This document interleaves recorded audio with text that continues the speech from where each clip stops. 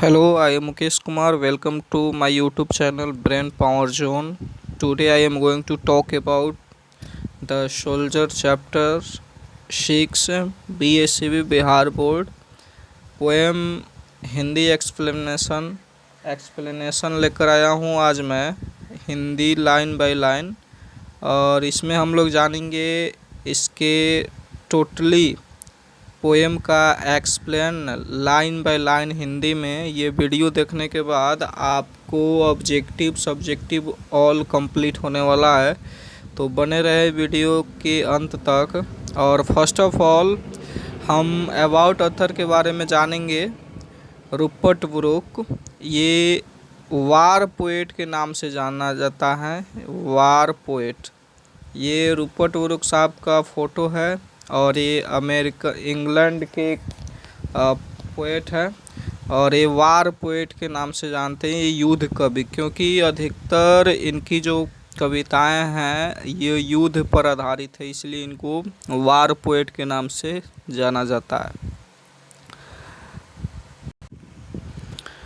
इनके बारे में जानकारी लेते हैं। Rupert Brooke was born in England, ये इंग्लैंड में जन्म लिए थे 1887 1887 ईस्वी में, एंड डेड ऑन 1915, और मर गए थे 1915 ईस्वी में। और इनका जो मृत्यु बहुत ही कम एज में ही हो गया था, एक कीड़े के काटने से, जिसके चलते इनकी ब्लड पॉइजनिंग हो गई थी। ये नेवी में थे, नेवी के सोल्जर थे ये, तो उनमें नाव से यात्रा कर रहे थे, तो ये कीड़े के काटने से, समुद्री जो कीड़ा होता है उससे काटने से इनकी ब्लड पॉइजनिंग हुई और ब्लड पॉइजनिंग के चलते इनकी मृत्यु हो गई थी। नेक्स्ट लाइन है कि he was born in well to do educated family, ये बहुत अच्छे घराने से जन्म लिए थे। एजुकेटेड फैमिली, शिक्षित परिवार से इनका जन्म ताल्लुकात था। He is remember as a war poet, इनको वार पोएट के लिए याद किया जाता है, ये युद्ध के कवि माने जाते हैं। ये द सोल्जर जो पोएम है ये अबाउट 1914 यानी 1914 में ये लिखा गया था इनके द्वारा। इस समय फर्स्ट वर्ल्ड वार यानी प्रथम विश्व युद्ध के दौरान ही ये पोएम को लिखा गया था, और ये वार पोएट है ही, इनके लिए रिमेंबर, ये वार पोएट के लिए याद किए जाएंगे।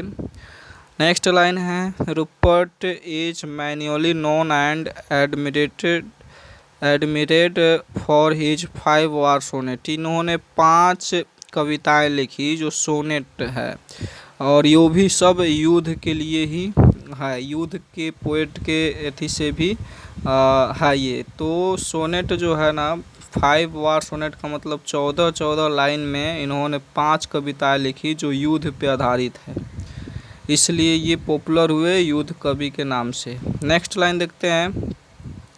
The soldier is the best and finest of all those sonnet, और सभी के सभी जो कविताएं हैं जिसमें से ये द सोल्जर एक पोएम है, ये सबसे बेस्ट है, सबसे फाइन है। ठीक है।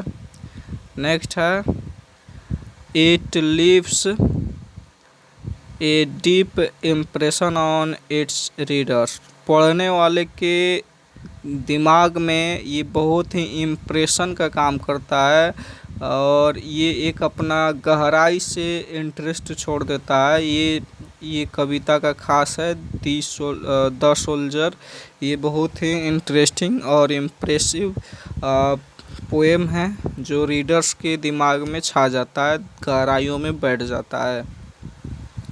नेक्स्ट चलते हैं, थीम के तरफ थोड़ा सा जान ले, फिर उसके बाद में हम लोग पोएम के तरफ बढ़ेंगे। तो आइए शुरू करते हैं थोड़ी सी थीम के बारे में। तो थीम कहता है कि the soldier is a war sonnet, ये एक युद्ध के कवि जाने ही जाते हैं, जिसमें से द सोल्जर एक वार पोएट है, पोएम है सॉरी। ये जो कविता का नाम है द सोल्जर, ये एक वार पोएम है, एक युद्ध का पोएम है। जो सोनेट है 14 लाइन में बटा हुआ है, written by the poet Rupert Brooke. ये रूपर्ट ब्रूक के द्वारा लिखा गया है।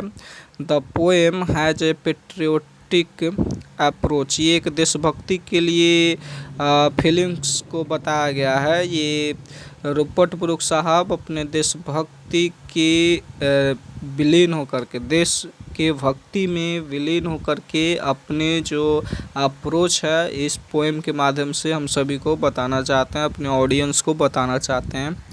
द पोएट इज डिस्क्राइबिंग, कवि यह व्याख्या करना चाहता है अबाउट सम फॉरेन लैंड, कुछ ज़मीन के बारे में इसमें डिस्क्राइब किए हुए हैं कि कौन सी ज़मीन। तो आइए देखते हैं कौन से ज़मीन के बारे में। Which is the part of England, जो इंग्लैंड का एक हिस्सा है। And on which he will be buried after his death, और इनकी मृत्यु के बाद या कोई भी सैनिक की मृत्यु के बाद दफन कर दिया जाता है, ब्यूरेड कर दिया जाता है। He wants to a peaceful, और अंत में वो शांतिपूर्ण चाहते हैं, वो शांति चाहते हैं, कंट्री देश की शांति चाहते हैं।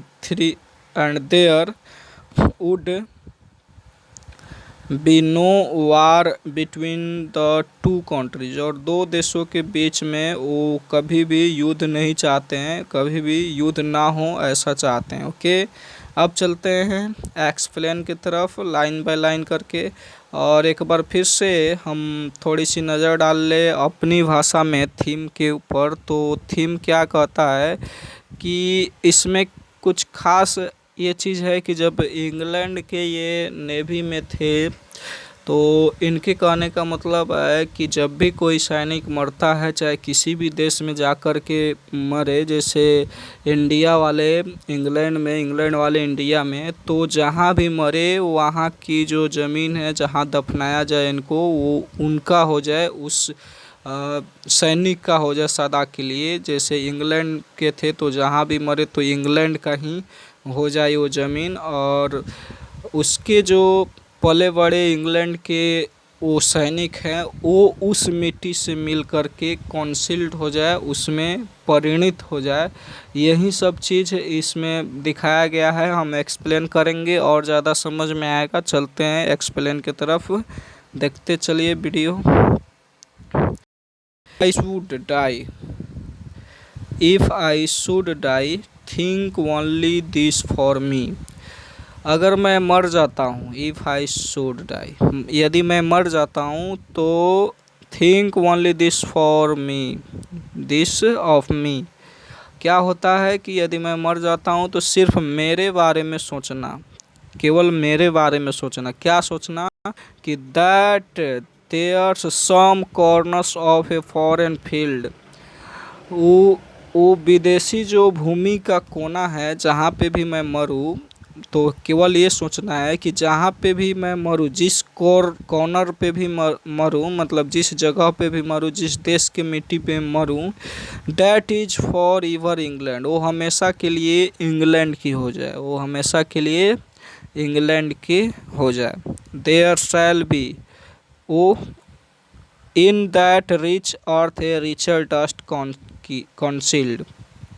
क्या कहते हैं कि एक समृद्ध मिट्टी, समृद्ध भूमि, समृद्ध ज़मीन एक समृद्धतर मिट्टी में कॉन्सील्ड हो जाए। जैसे में हम एग्जांपल देते हैं कि एक सैनिक जो है इंग्लैंड का है और ये कहीं पे किसी भी देश में जा कर के युद्ध कर रहा है अपने देश को बचाने के लिए। जैसे इंडिया में आकर के ये वार कर रहा है, युद्ध कर रहा है, और इंडिया में ही इसकी डेथ हो जाती है। तो इस जहाँ भी ये गिरेगा और जहाँ पे भी इसको दफन किया जाएगा अच्छे जगह पे, वो अच्छा जगह का मिट्टी ये इंग्लैंड के पले बड़े सैनिक के बॉडी का जो एक एक कण है इस मिट्टी के कण से मिल करके समृद्धितर बन जाएगा, ये कहने का मतलब है। नेक्स्ट लाइन है, a dust whom England bore shaped made aware. A dust, इसका मतलब हो जाएगा कि वो धूल कण और वो समझे तो डस्ट मीन्स हो जाएगा आपका धूल, या बॉडी बोलिए, बॉडी का एक एक कण बोलिए, जिसे इंग्लैंड ने जन्म दिया है। और बोर का मतलब बॉर्न का टूरूप बोर, तो इसका भी मतलब होता है जन्म लेना। तो ये कह रहे हैं कवि कि वह धूल वाली, वह डस्ट वाली, वह हमारे बॉडी के जो जितने भी कण हैं जो इंग्लैंड में जन्म दिया है, इंग्लैंड ने जन्म दिया है, हमें तराशा है, हमें जागरूक बनाया है, शेप्ड, हमें वो साइज प्रदान किया है कि मैंने सैनिक में भर्ती की हुआ है। उसके बाद में जागरूक बनाया है, made aware, gave once her flowers to love her ways to roam, और उसे प्यार करने हेतु अपने पुष्प दिए हैं, उसे प्यार करने के लिए her flowers to love her ways to roam, और घूमने के लिए जगह दिए हुए हैं। ठीक है, घूमने के लिए भ्रमण करने हेतु उसने जगह दिए हुए, कौन? इंग्लैंड ने। Next, a body of England's breathing English air, और जो बॉडी है ना इंग्लिश एयर, मतलब इंग्लैंड के जो हवा है, इंग्लैंड की बहुत स्वच्छ हवा है, अनुप्राणित, जिससे आदमी जिंदा रहता है, वैसे हवा को, वैसे वायु को कहा जाता है। तो ये इंग्लैंड की दिया हुआ ही चीज़ है ये।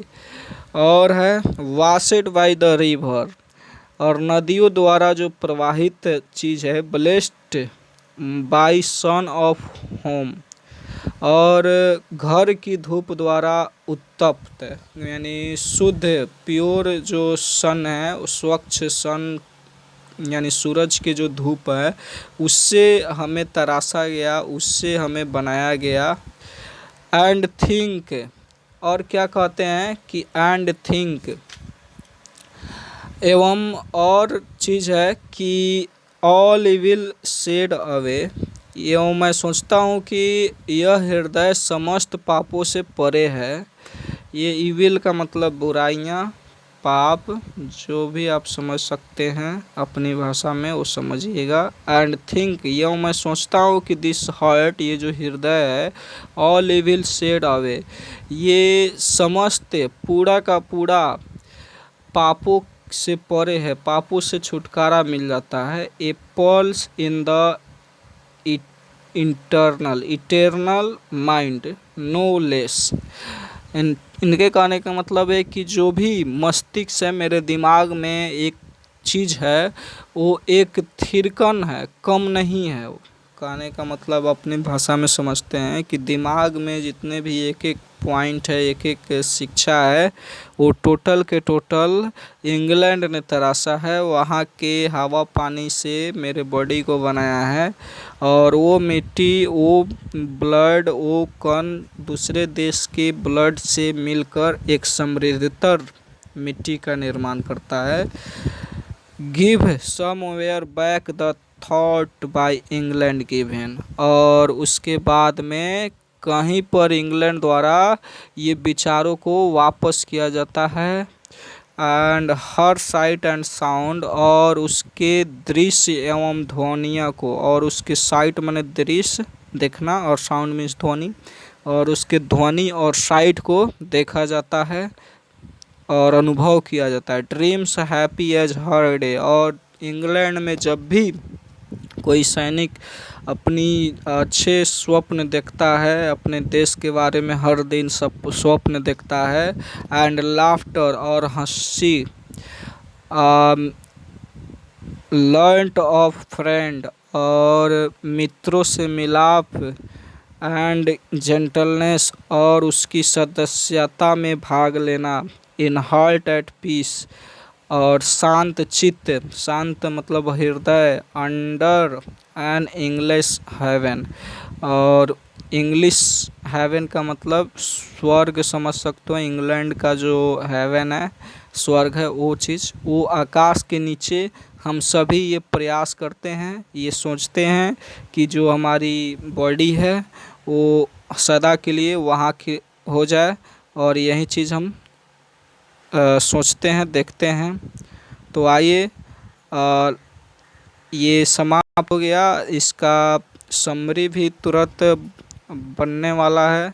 I hope you understand. यदि समझ में ना आया हो तो वीडियो दोबारा देखिएगा। धन्यवाद। जय हिंद।